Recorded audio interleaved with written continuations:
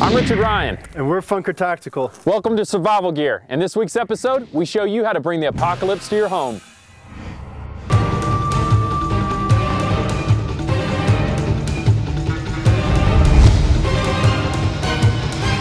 So this week I'm out shooting with Funker Tactical. We're out here at the range in the desert, and they obliged me by bringing out a bunch of targets here, a bunch of 3D, what are these, zombie industries? Take a look at this box. Yeah, it's funny. You talk about the box, though. In all fairness, the first thing that stands out to me in this is you get to utilize just about everything that's shipped to you. These little punch outs right here, you can take and put clays inside of them. I know if you go to most gun shops, they range anywhere from like 10 bucks to 20 bucks a silhouette. So just having these in the box actually adds a little bit more value to it, in my opinion. I've never shot a 3D target before, or any of these bleeding ones. I've seen them all over YouTube with FPS Russia and a lot of these other gun channels. And so tell me just a little bit more about them. Like, how do they bleed, and how are they manufactured? They have, actually they have paintballs inside of them. Not all the targets bleed. You can get the bleeding zombies, you can get the regular zombies. They actually have a very real touch as well. But the good thing about these targets is they're realistic to an extent, and they also last for quite a few rounds. How many rounds? About 400 to 500 rounds you can put through there. We've done it today. What size caliber rounds are you using?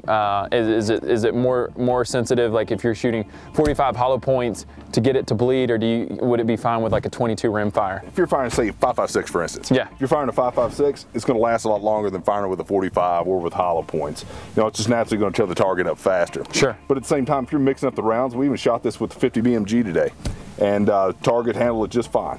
This is actually a 50 caliber round going through the target, so you can tell what happened to the target after 50 cal goes through it. Nice. So it's still a highly usable target. I really dig this alien. It's creepy. You set a few of these out in the desert just randomly, you know, play some tricks on some people. Absolutely.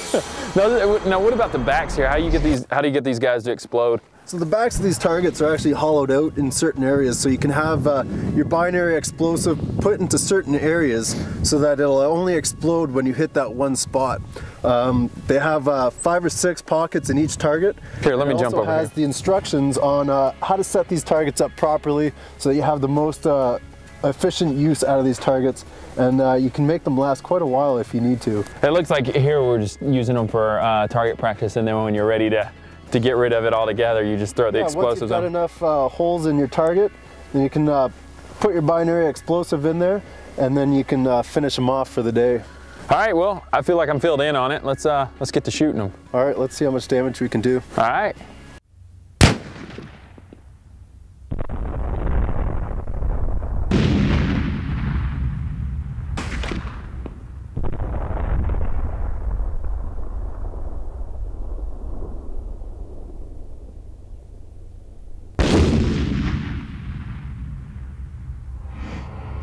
All right, guys, here's my 2 cents on the Zombie Industries 3D targets.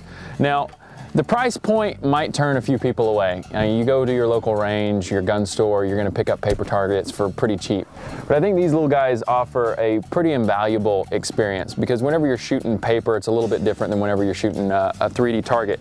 You can set up different scenarios, and the fact that they bleed is pretty unique. Being able to take and punch these out, shoot clays with them, potentially just reuse the target over and over and over again. However many rounds you can get through this, flipping around. When we came out here to the desert, we actually sighted in all of our rifles off of these. I mean, for the money, you really get a lot of use out of them. And the fact that once you're done with them, you can pack them full of explosives and kind of dispose of them, I think it's a win-win. At this price point, I think you could justify the cost.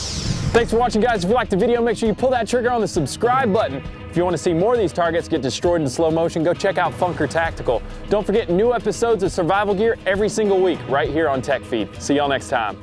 The rifle breaks down into the buttstock. You can pop this little water-resistant container. The fastest way that I found, you can either pull the barrel assembly out, or you can piece it one part at a time if you don't want to set it down or whatever.